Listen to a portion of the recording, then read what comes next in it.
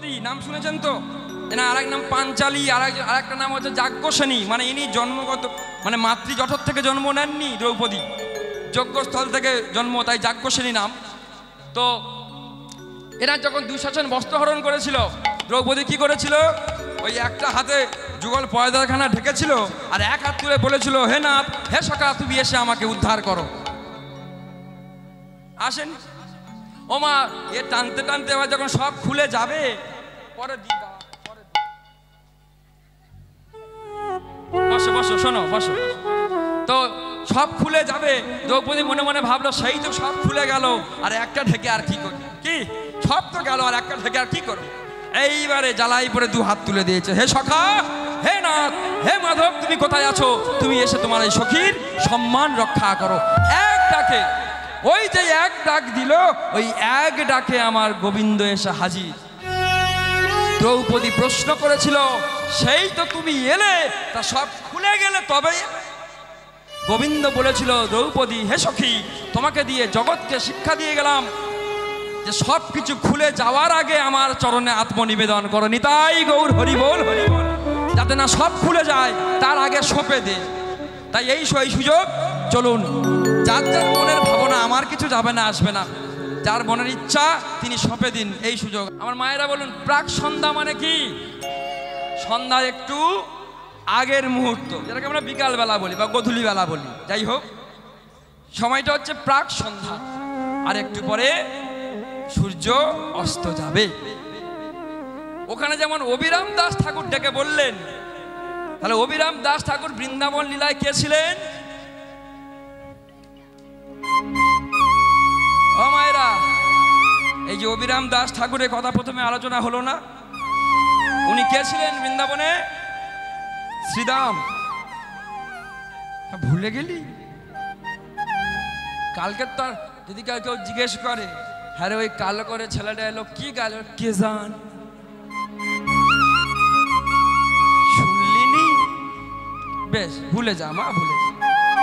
তাহলে ওই যে অবিরাম দাস ঠাকুর আমার কলিযুগে নিতাইকে ডেকে বলেছিল, দাদা বেলা চলে যায়, এই সেই অবিরাম দাস ঠাকুর যিনি বৃন্দাবন লীলায় ছিলেন শ্রীদাম সখা। ওই শ্রীদাম সখা ওই বৃন্দাবনে দাদা বলাইকে ডেকে বলছে, ও দাদা, ও দাদা, ও দাদা, বাড়ি যাবে না? বাড়ি যাবে না কেন? কি হয়েছে? ওই দেখো সূর্য অস্ত। তা বৃন্দাবনে যে ছেলেটা গরু চড়াতো, মায়েরা, বৃন্দাবনে যে ছেলেটা গরু চড়াতো, তার গায়ের রংটা কেমন ছিল? হ্যাঁ, আমার কানাইয়ের গায়ের রং কেমন ছিল? ফর্সা, কালো? আচ্ছা বেশ। ওনার হাতে একটা এই থাকতো, এটা কি? বাঁশি। তা উনি কি বাজাতেন না ওটা দিয়ে মানুষকে মারতেন? বাজাতেন। কেউ কখনো শুনেছেন যে বাঁশি বাজাচ্ছে? এই এখানেই গন্ডগোল। বর্তমান দিনে সব যুক্তিবাদী মানুষ, তো সব আজগুবি গল্প। ৫,৫০০ বছর আগে বাঁশিতে ফু দিল, আর এখনো নাকি শোনা যায়। হা ভগবান, এমন ইচ্ছা করে যেন কলা গাছে গলায় দড়ি। সনাতন ধর্মের একটু শিক্ষিত মানুষ যারা, তারা এগুলো আজগুবি গল্প মনে করে। একটু ইতিহাস পড়ুন, বেশি দিনের ইতিহাস নয়, প্রায় ৫৫০ বছর আগের ইতিহাস। আমার গৌর অবতারে যখন ছিলেন, ওই সময়কার একজন ভক্ত, দুঃখের বিষয় এটা, তিনি আমাদের সনাতন ধর্মের জন্মগ্রহণ করেননি, একজন মুসলিম ঘরের সন্তান ছিলেন। তিনি শুধু মুসলিম ঘরের সন্তান ছিলেন তা নয়, তিনি একজন কাজী সাহেব ছিলেন, এবং ওনাকে দিয়ে ওই খোল করতাল ভাঙার আদেশ দেওয়া হয়েছিল তৎকালীন সময় হুসেন শাহর আমলে। নাম কি? মলয় চাঁদ কাজী। ইনি মুসলিম ধর্মের সন্তান। আমরা সনাতন ঘরে জন্ম নিয়ে আমরা শুনতে পেলাম না আর উনি মুসলিম ঘরে জন্ম নিয়ে ওনার সাধনার বলে নিত্য নৈমিত্য ওই নবদ্বীপের মাটিতে বসে বৃন্দাবনের মুরলীর ধ্বনি উনি শুনতেন। এটা আমার মুখের কথা নয়, ওনার জীবনী পড়ুন, নিজের হস্তে লিখে রেখে গেছেন। কেন? এই আমাদের মতো গণ্ড মূর্খদের জন্য,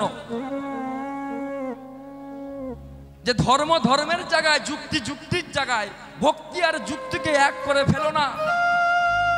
এই মাটির এই যে মূর্তি, আচ্ছা এতে কি প্রাণ আছে? আছে? যুক্তি কি? কোন যুক্তি আছে? এখানে ওই ইয়ে ধরলে কি বলে, টেলিস্কোপ না কি বলে, কি বলে? আমি ভুল বলেছি, আমার এই ছোট্ট মেয়ে ঠিক বলেছি, টেলিস্কোপ। এখানে যদি ধরে আমাদের এই হার্টের আওয়াজটা শব্দ হয় না, ঢিপ ঢিপ, হ্যাঁ? আচ্ছা ওখানে ধরলে শব্দ হবে, তার মানে তো বৈজ্ঞানিকভাবে তো প্রাণ নেই। কার কত বড় ক্ষমতা আছে কই একবার গায়ে পা দিয়ে দেখাও দেখি। যদি কোনো যুক্তিবাদী কেউ এখানে থেকে থাকেন, যাদেরকে অন্য ভাষায় বললে হ্যাঁকাতে হয়, প্রাণ তো নেই, আমরা মানি, আমাদের কথা বাদ দিই, তা কই একবার পা দিয়ে দেখান। সব জায়গায় গোড়ামি চলে না রে সোনা। তিনি কলম দিলেন আমাদের জন্য। মুসলিম ঘরে জন্ম নিয়ে তিনি প্রতিদিন বাঁশি শুনতেন। তিনি জগৎকে জানাবার জন্য একখানা পদ রচনা করে গেলেন। উনি ওনার জীবনে অনেক গান রচনা করেছেন, সব গান আমরা জানি না, কিন্তু এই গানটা পৃথিবী প্রচলিত হয়ে গেল। কি না আমরা কোনোদিন শুনিনি, আর উনি প্রতিদিন শুনে শুনে বিরক্ত। কেন? যে তুই আর বাঁশি বাজাস। ও বাঁশি, বাঁশিকে বলছে না, বাঁশির মালিককে বলছে। কি? ও বাঁশি রে,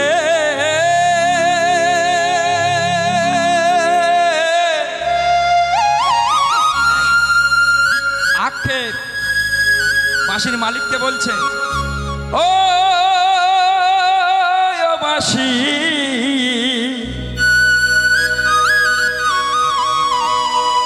ও রে ও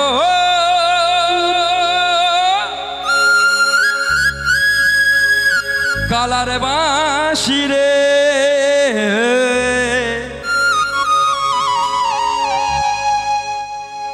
বাঁশি বাজাতে জানো না, তুমি বাঁশি বাজাতে জানো না।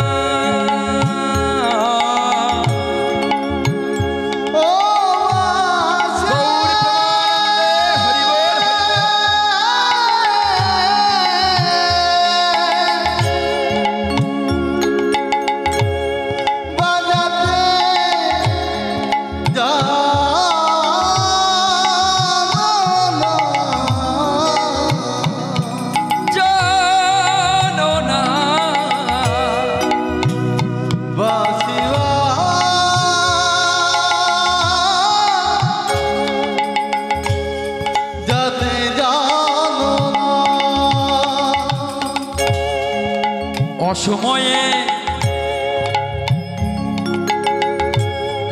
বাজাও বাঁশি,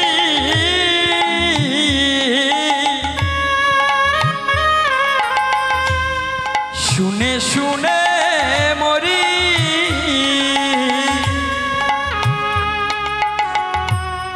অসময়ে বাজাও বাঁশি,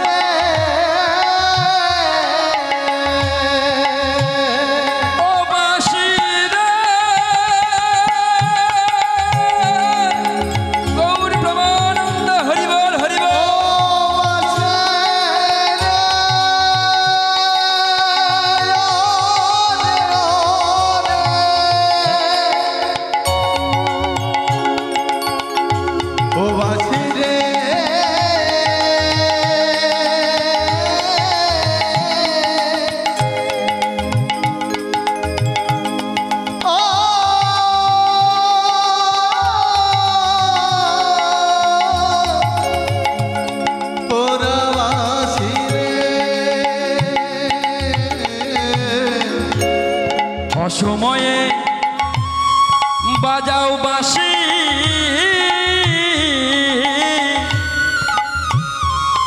আমি শুনে শুনে মরি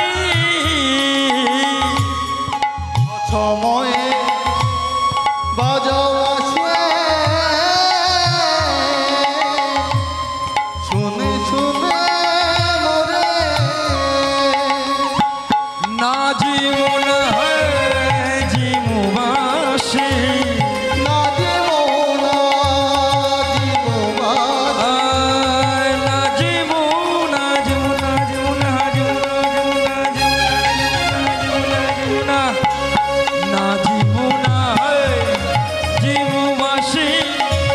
শুনে শুনে মরি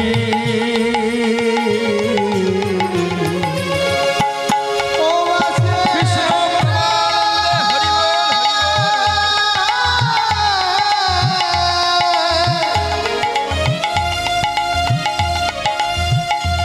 বাজাতে জানো না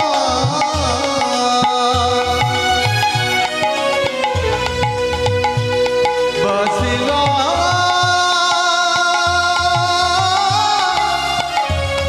যাতে জানো না গানটা অনেক বড় আমার দেখতে দেখতে সময় যে সময়টা আমায় দিয়েছে সময়টা প্রায় হয়ে এসছে তাই আমি গানটা সম্পূর্ণ গাইতে পারলাম না শেষের কলিটুকু আমি দিয়ে দিচ্ছি চাঁদি কাজী বলে রে বাঁশি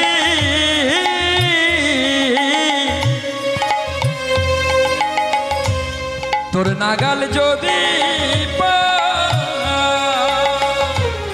চাঁদে কাজে বলে রে বাসে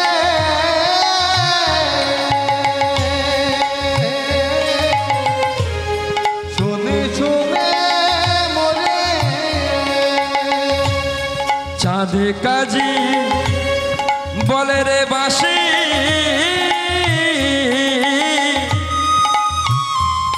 আমি শুনে শুনে মরি না জিমু না জিমু বাঁশি না জিমু না জিমু বাঁশি শুনে শুনে মরি ও বাসে গৌর প্রেমানন্দে হরি বল উলুধ্বনি মায়ের উলুধ্বনি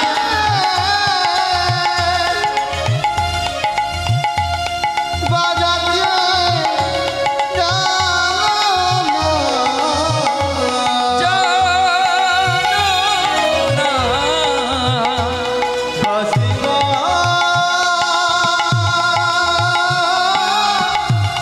যাতে জানো বাজাতে জানো না বাঁশিবা যাতে জানো না বাজাতে জানো বাসিলা যাতে জানো ও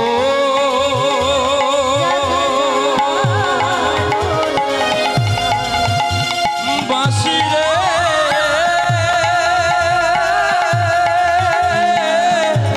উলুধ্বনি মায়ের উলুধ্বনি ওরে ও বাসি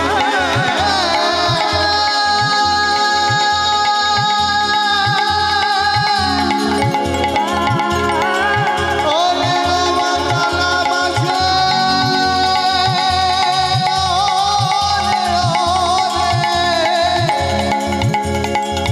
ও পোরা বাসি রে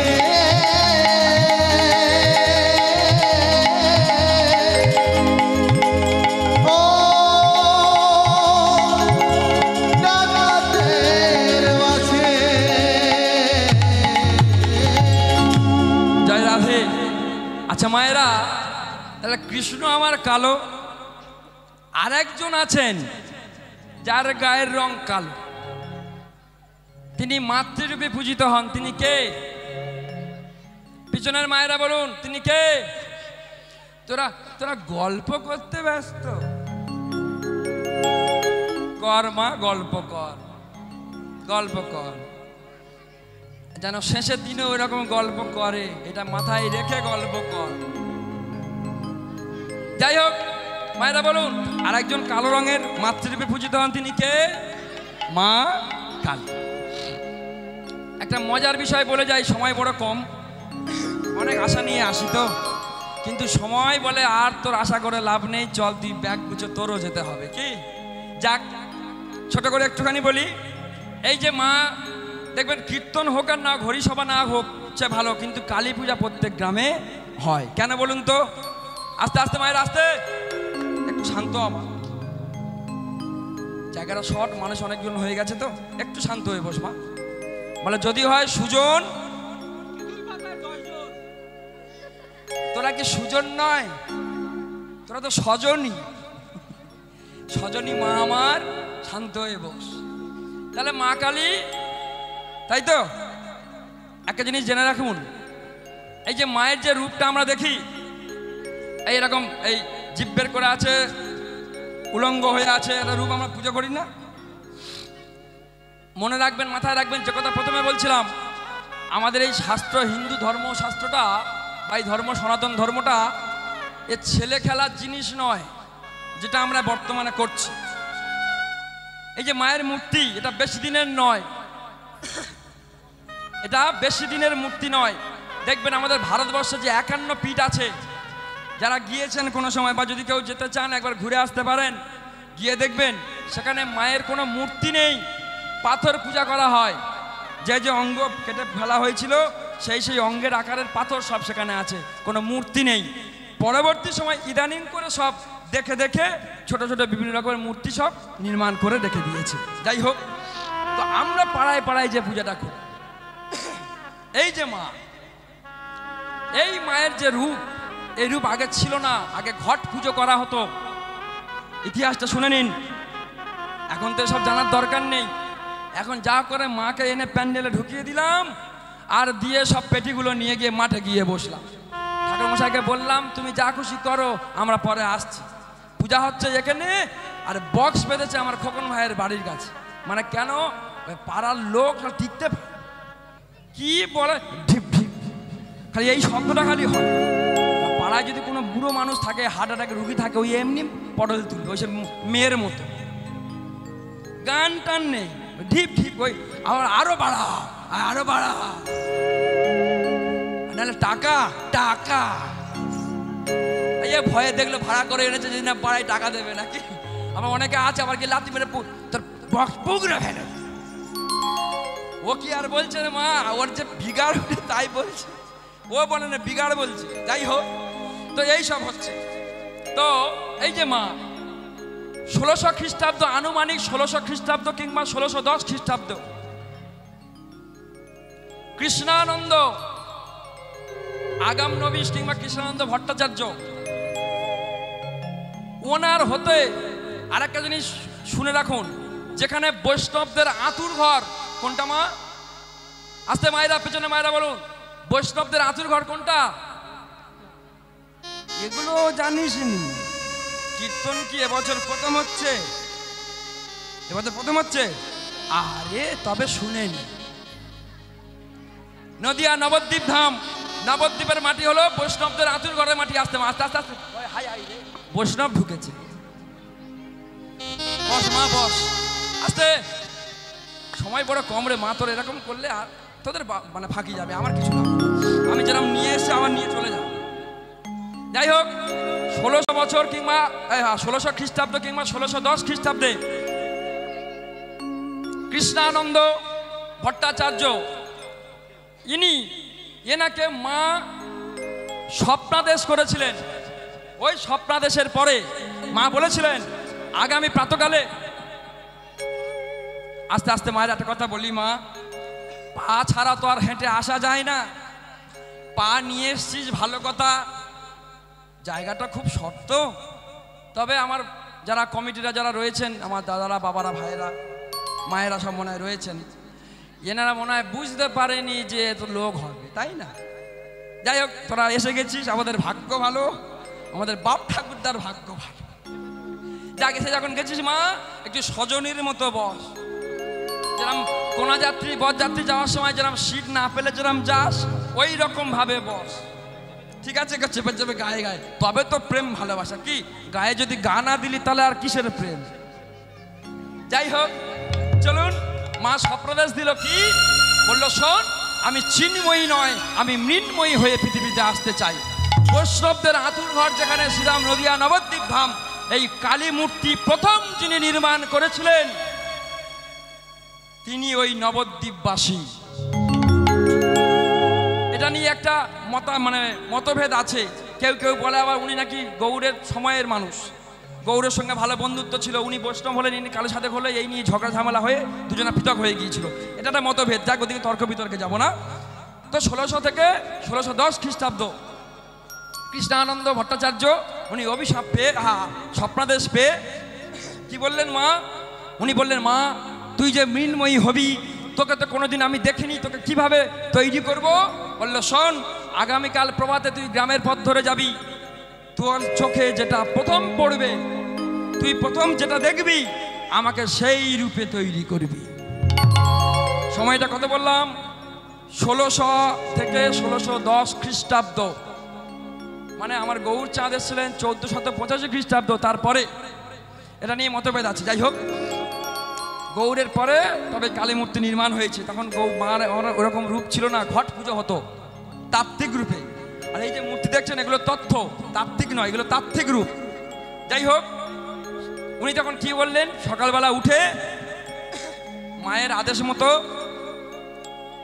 গ্রামের পথ ধরে চলেছে। আগেকার দিনে দেখবেন মায়েরা মাটির ঘর যেগুলো আছে, এই মাটির ঘরের দেয়াল, আর দেয়ালের পরে অনেকটা করে মাটি দেওয়া থাকে না?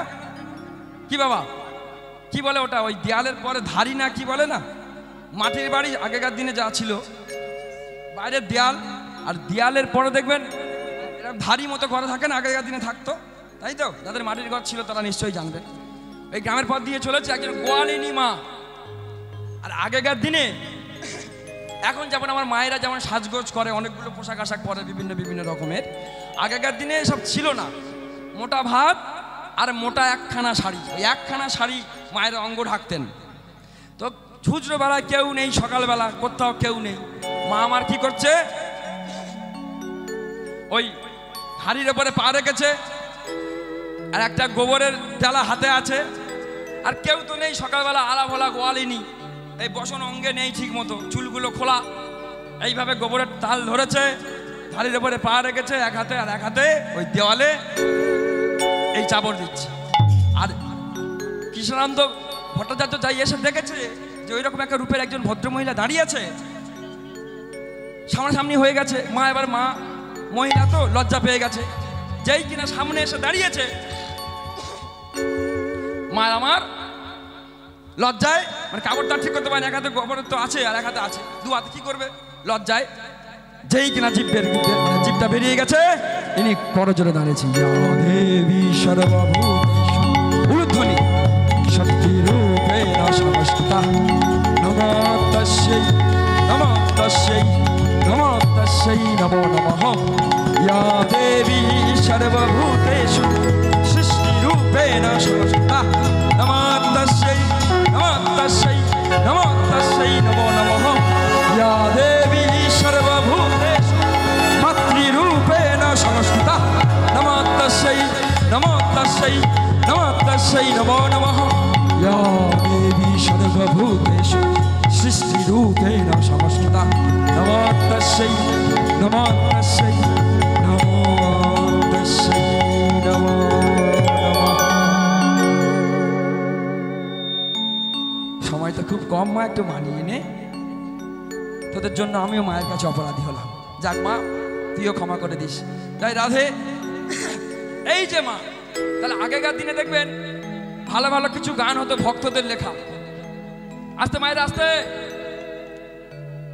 ওখানে কি হয়েছে মা? কি হয়েছে?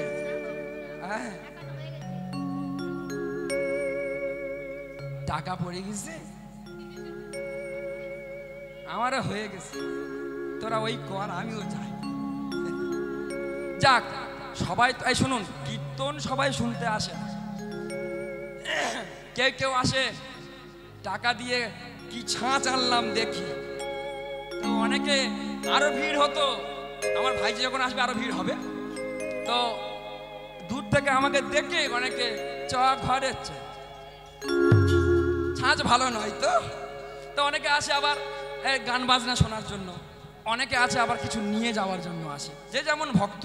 তো আমাদের সব রকম দিতে হয়, তো তো যার যার নেওয়ার ইচ্ছা একটু নিয়ে যা। আসতে মায়েরা দেখবেন আগেকার দিনে এই গানটা খুব হতো, বলার অবস্থা খুবই খারাপ, একটু মানিয়ে নেবেন, ঠিক আছে?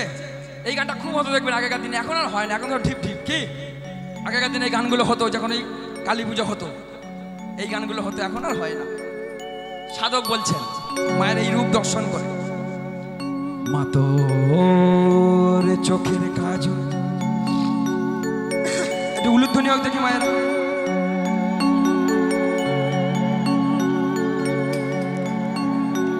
সারা গায়ে মাখিয়ে মা তোর চোখের কাজল সারা গায়ে মাখিয়ে দিল।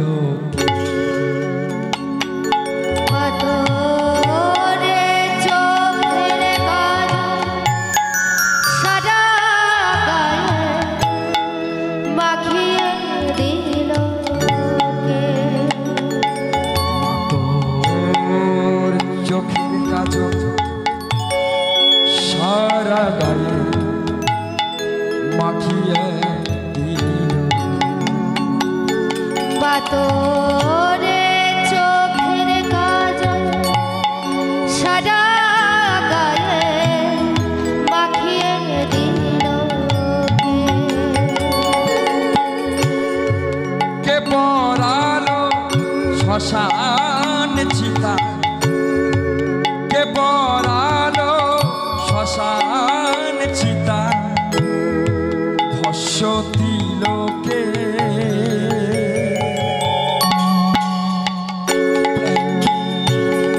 মুখের কাজল সারা গায়ে মাখিয়ে দিল কে। মা তোরে চোখের কাজল সারা গায়ে মাখিয়ে দিল কে। এ লোকেশি ঘুরে বেড়াস, এ লোকেশি ঘুরে বেড়াস, এলিয়ে দিয়ে কে সে মা,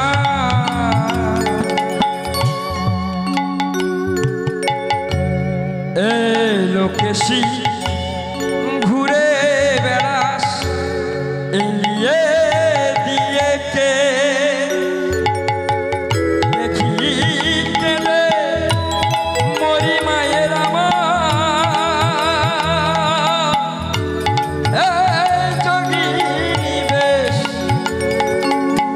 দেখি কেলে মরি মায়ের আমার যোগিনী বেশ। মাতর কালো রূপে আলোর ছটা, কালো রূপে আলোর ছটা, চন্দ্র সূর্য হার মানে চোখের কাজল সারা গায়ে মাখিয়ে দিল। মা তোরে চোখের গৌর প্রেমানন্দে সারা গায়ে মাখিয়ে দিল কে। মা তোরে চোখের কাজল সারা গায়ে মাখিয়ে দিল কে। যাক, সময় তো খুব সংক্ষেপ, আপনারা বুঝতেই পাচ্ছেন, শুধু টাচ দিয়ে যেতে হচ্ছে, একটু মানিয়ে নেবেন। দেখ চলুন এবারে ওই শ্রীরাম বলছে বলরাম দাদাকে, দাদা ওই দেখো সূর্য ডুবে যাচ্ছে, সবাইকে ডেকে নাও, চলো ঘরে ফিরতে হবে। মা যশোদা বুঝি মনের দুঃখে মনে হয় মারাই গেছে। শ্রীরামের কথা শুনে বলাই দাদা এসে শ্রীদামকে বলছে, ও শ্রীদাম, ও শ্রীদাম, আর দেরি করো না, সময় তো হয়ে এসছে, আর দেরি করো না। দাদা কি করব? শ্রীদামকে বলছি, শ্রীদাম পালে জড়ো করো।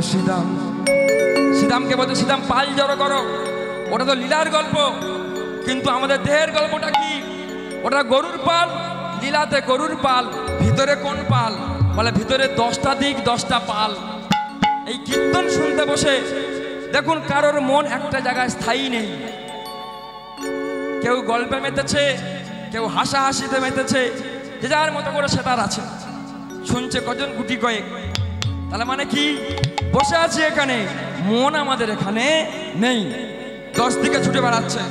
তাই গুরু বাবা বললেন, তাত্ত্বিক কবিরা বললেন, ও শ্রীদাম, শ্রীদামটাকে আমি আপনি বলে জড়ো করো শ্রীদাম।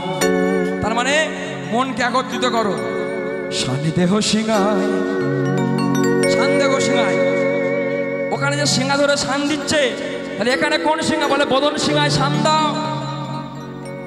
সান্নিদেহ সিংহায়, সান্নিদেহ সিংহায়, পালে জড়ো করো শ্রীদাম, সান্নিদেহ সিংহায়, সান্নিদেহ সিংহায়, সান্নিদেহ সিংহায়। পালে জড়ো করো শ্রীদাম, সান্নিদেহ সিংহায়, সান্নিদেহ সিংহায়, সান্নিদেহ সিংহায়। মায়েরা তাহলে বললো কি? শানদেহ সিংহায়, সিংহাতে শান দিতে বললো। কোন সিংহা? বদন সিংহা। যে এই যে সিংহা বাজারে যেমন একটা শব্দ হয়, ধ্বনি হয়তো, তাহলে বদন সিংহা বাজালে কোন ধ্বনি হবে? বলে কৃষ্ণ নামের ধ্বনি, কৃষ্ণ নামের জয়ধ্বনি, উলুধ্বনি, শঙ্করধ্বনি। ওই মিলে সিংহায় শান দাও। পালু জড়ো করো শ্রীদাম, সান্নিদেহ সিংহায়, সান্নিদেহ সিংহায়, সান্নিদেহ সিংহায়। পালে জড়ো করো শ্রীদাম, সান্নিদেহ সিংহায়, সান্নিদেহ সিংহায়, সান্নিদেহ সিংহায়।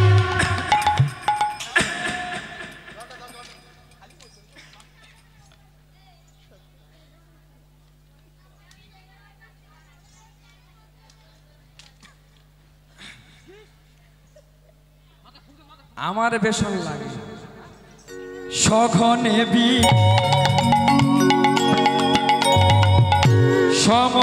সমখায়,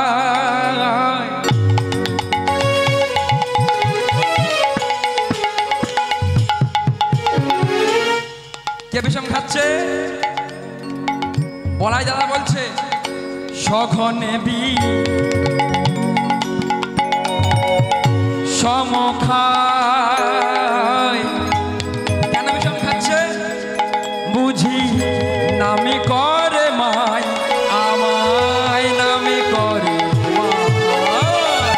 পালে জড়ো করো শ্রীদাম, সান্নিদেহ সিংহায়, সান্নিদেহ সিংহায়, সান্নিদেহ সিংহায়। পালে জড়ো করো শ্রীদাম, সান্নিদেহ সিংহায়, সান্নিদেহ সিংহায়, সান্নিদেহ সিংহায়। মায়েরা সবাইকে বলা, শ্রীদাম শান দাও। তোমার ওই শানে শুনে গরুগুলো চারদিকে ছড়িয়ে ছিটিয়ে আছে, তো সবাই রাখালরাও আছে, তো সবাই এসে একত্রিত হবে, আর আমরা সবাই মিলে বাড়ি চলে যাবো। ও মায়েরা, শুধু প্যাঁ প্যাঁ করে গেল, গরুগুলো একবারও ফিরে তাকালো না। প্রথমে বলেছিলাম বিশ্ব ব্রহ্মাণ্ড খলে যদি গোচারণের মাঠ, গোবিন্দ আমার রাখাল, তাহলে গরু কারা? সেই আমরা যে কজন ছিলাম মা আমাদের দলে, আমরাই গরু, আপনারা ভালো। তো এই যে গরু মানে কি? এই যে মানে নিজেদের গরু গরু বলে মানতেও তো মন চায়। আমি শিক্ষিত, এত সুন্দর দেখতে, আমি গরু হব? এই দেখবেন কলিযুগের মানুষের না আর কিছু থাক আর না থাক, এইটা ভালো আছে। আমি দল দিয়েছি, আমি 2 বস্তা চাল দিয়েছি, খিচুড়ি হবে, এইটা বেশ আছে আমাদের কি। তো যাই হোক, আমরা কজন গরু মা, ঠিক আছে, আমরা কজন গরু। ও মা, শান্ত দিচ্ছে কিন্তু কোনো গরু আর ফিরে তাকাচ্ছে না কেন? ওরা ঘাসে মত্ত আছে, আপনাদের মতো ঘাসে মত্ত। ওকে, ও যা পারে বলুন, তুই যা খুশি বল কি, আমরা ঘাস খাবো, মানে আমরা ওই গল্প করবো, ঘাস খাবো, খান, আমরা ঘাস খান। তো গরুগুলো ঘাস খাচ্ছে, কেউ ফিরে তাকালো না। এইবারে বলাই বললো, শোন শ্রীরাম, এ বুঝি আমাদের দ্বারা কাজ নয়। কেন? বলে পাল জড়ো করার ক্ষমতা যদি থাকে, সে একমাত্র একজনের আছে, সে কে? আমার মাস্টার মশাই, মানে কেলে।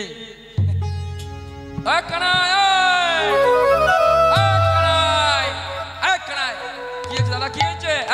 পাগল, চল চল বাড়ি চল, মা বুঝি কাঁদছে। হ্যাঁ, আমি বারবার বিষম খাচ্ছি, মা নাম নিচ্ছে, বুঝলি, চল বাড়ি চল।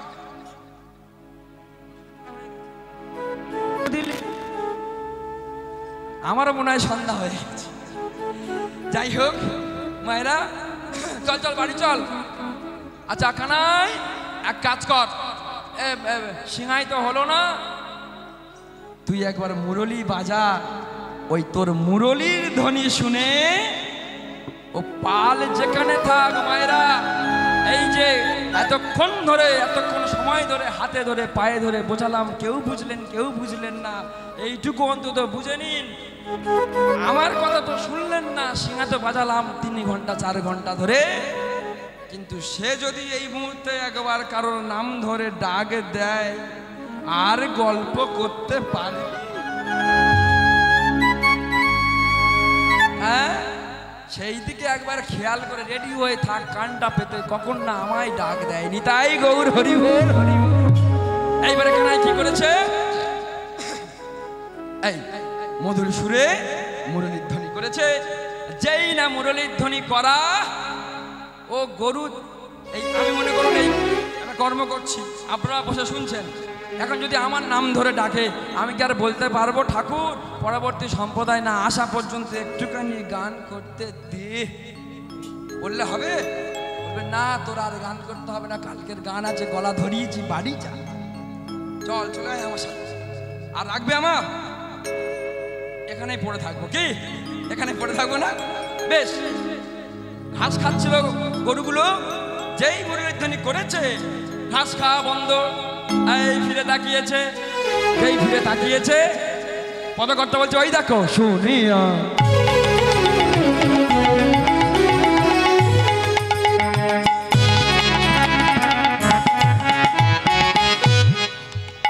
মুরলীর ধ্বনি করেছে, আর গরুগুলো ঘাস খাচ্ছিল। শুনিয়া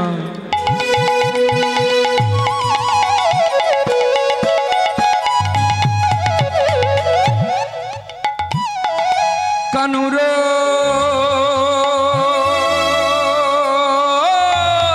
বেনু উলুধ্বনি উলুধ্বনি,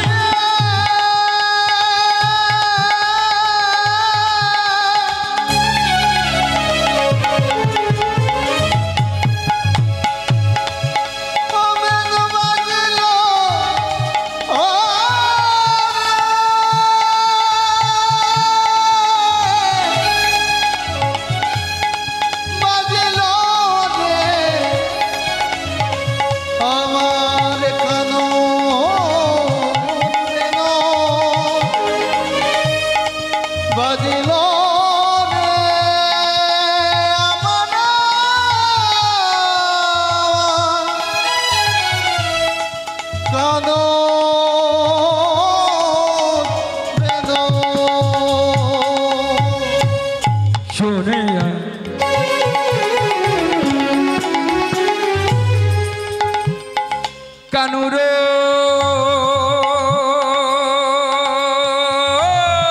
বেনু।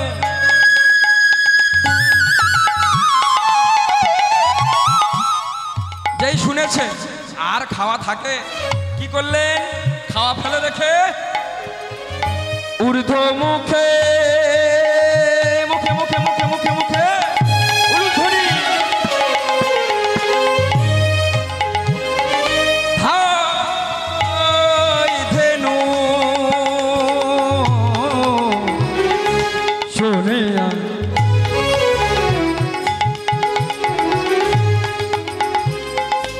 কানর কানর মেন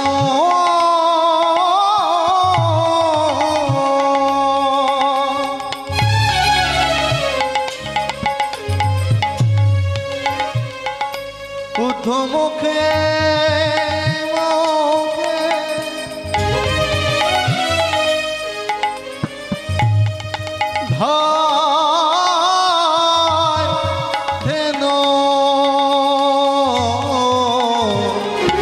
ও মায়ের রাতে গরুগুলো যে ছুটেছে না মা, জ্বালায় পড়ে ছুটেছে না। গরু যখন ছোট দেখবেন কিরকম, এই লেজটা পিঠের উপরে তুলে নিয়েছে। পুচ্ছ ফেলি পুচ্ছ ফেলি পুচ্ছ ফেলি পিঠে রইউ মরে গো, পুচ্ছ ফেলি পিঠে রইউ ওই না পুচ্ছ ফেলি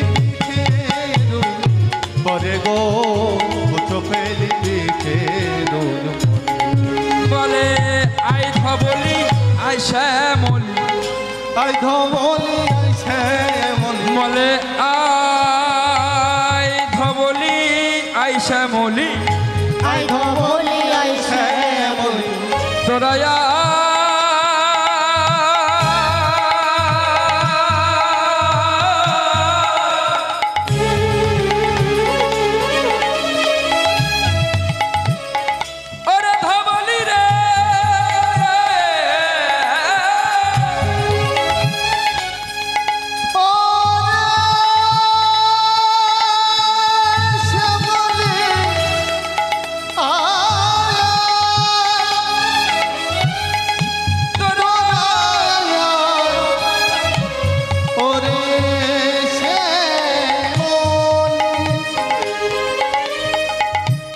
ওরে ধবলে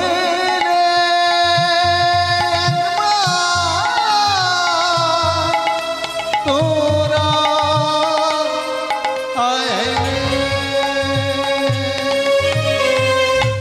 আই ধবলি আই শ্যামলি কালী কমলি আই ধবলি আই শ্যামলি ওরে কালী কমলি আই ধবলি আই শ্যামলি ওরে কালী কমলি আই ধবলি আই শ্যামলি কালী কমলি আই ধবলি আই শ্যামলি কালী কমলি আই ধবলি আই শ্যামলি আই ধবলি আই শ্যামলি। জয় রাধে। মায়েরা সম্প্রদায় এসে গেছে, আমাকে বিদায় নিতে হবে, তাই আমি আমার মাধবের লীলা সময় সাপেক্ষে আমি এখানে রাখছি। ওগো এখানে রহিল প্রভুর লীলার মাধুরী, এইখানে রহিল প্রভুর লীলার মাধুরী, আর এইখানে রহিল প্রভুর লীলার মাধুরী। এইখানে রহিল প্রভুর লীলার মাধুরী।